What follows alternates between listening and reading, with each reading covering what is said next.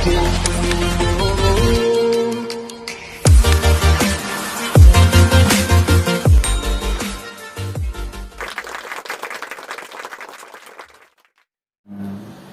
kita juga sebagai orang tua memiliki keterbatasan ya. Kita nggak bisa ngajar seluruh. Iya, kita mungkin nggak memiliki passion mengajar. Kita juga memiliki keterbatasan ilmu pengetahuan. Ya sudah, jadikan sekolah ini sebagai partner kita. Jadi jangan sampai kita hanya sotoy gitu sebagai orang tua. Anak kita biarkan belajar tanpa ada yang membimbingnya. Belajar tanpa guru itu sesat. Iya benar. Kita akan berada di pusaran sesuatu yang ini gitu, yang membuat anak-anak kita ini nggak jelas gitu program belajarnya. Iya, kadang ada aja kan misalnya nggak usah sekolah lah gitu, sama ayah aja belajarnya cukup gitu. Nah itu kalau ayahnya mampu. Iya, kadang kan ayah sotoy juga masih belajar gitu kan. Ya. Akhirnya program belajar untuk anak kita itu menjadi nggak jelas gitu. Goalnya apa? Anak kita harus mempelajari apa di usianya.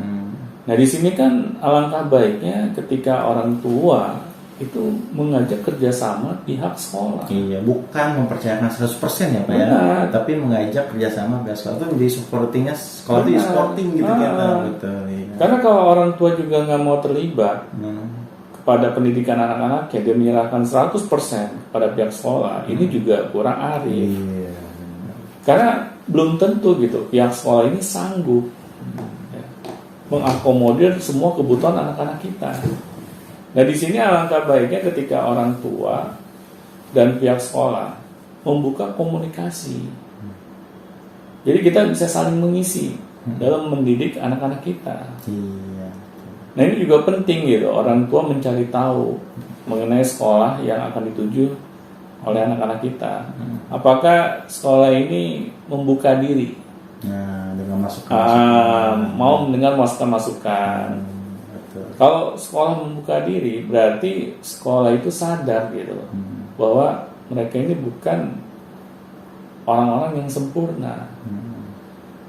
Agar kenapa? Agar ketika kita menitipkan anak-anak kita di sekolah tersebut, ya, sekolah juga dapat terus belajar gitu.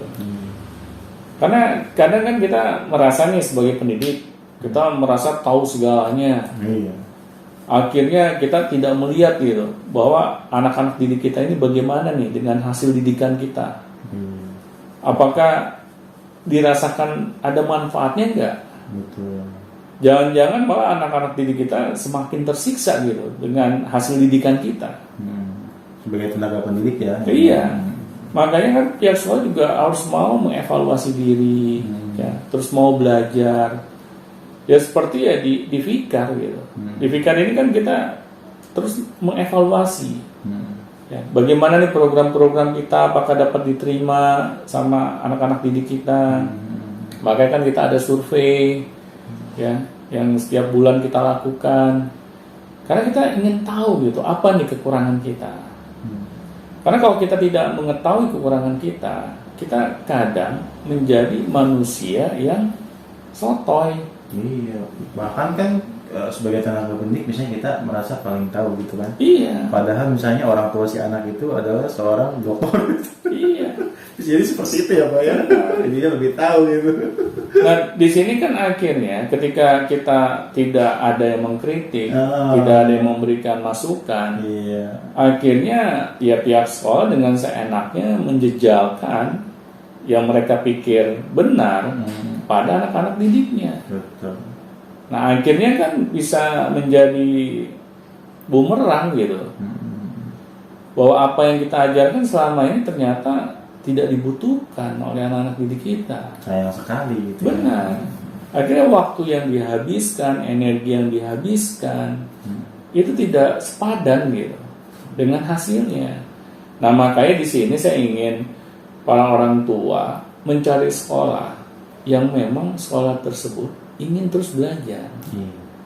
Ya minimal bisa berkomunikasi terus ya ke perkembangan anaknya gitu kan. mau mendengarkan masukan-masukan, bukan hanya pas bagi raport. Sebenarnya sih itu aja, Pak. Iya.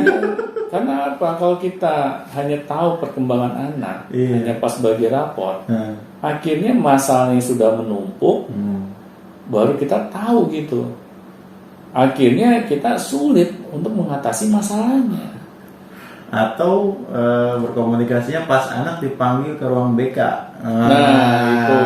Itu pas udah hancur duluan baru dipanggil. benar, karena ruang BK ini kan kadang bukannya sebagai tempat di mana anak-anak kita ini tergali potensinya, tetapi malah tempat untuk mematikan potensi anak-anak didiknya.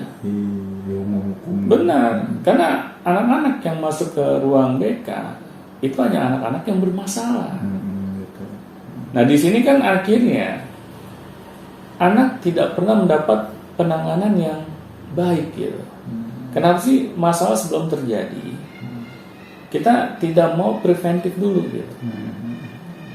Kita tidak mau menyelesaikan masalah sebelum masalah itu semakin besar. Kenapa harus nunggu nanti bagi rapot? Iya. Nah, akhirnya kan kasihan anak-anak kita gitu. Mereka hanya dikenal sama orang tuanya itu ketika bikin masalah, ketika bikin onar. Nah, padahal mereka berbuat seperti itu pasti ada penyebabnya. Apakah si anak merasa jenuh di sekolah? Apakah mereka merasa ada yang membuli?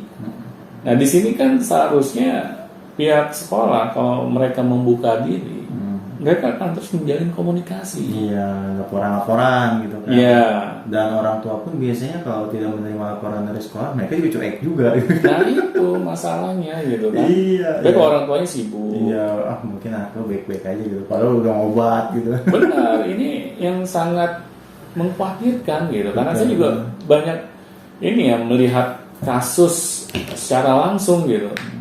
Banyak orang tua yang hanya menyerahkan anaknya ke pihak sekolah, dan ketika anaknya sudah melakukan hal-hal yang sangat negatif, orang tua taunya belakangan, dan akhirnya kan masalah sudah menjadi bubur gitu. Ya, jangan bubur dikasih cakwe kacang sama temen-temennya ya. Iya, karena kalau masalah sudah semakin berat, semakin parah, untuk kita dapat memperbaikinya itu ya tidak segampang membalikan telapak tangan gitu. Nah, di sinilah perlunya kita sebagai orang tua dan pihak sekolah itu jeli gitu melihat anak-anak didiknya. Bagaimana nih perkembangan harian anak-anak didik kita? Apakah mereka menuju ke arah yang lebih baik atau malahan sebaliknya? Nah, akhirnya ketika masalah itu belum benar-benar menjadi parah, kita sudah melakukan tindak-tindakan yang membuat anak kita ini tidak sampai terlanjur gitu melakukan kesalahan.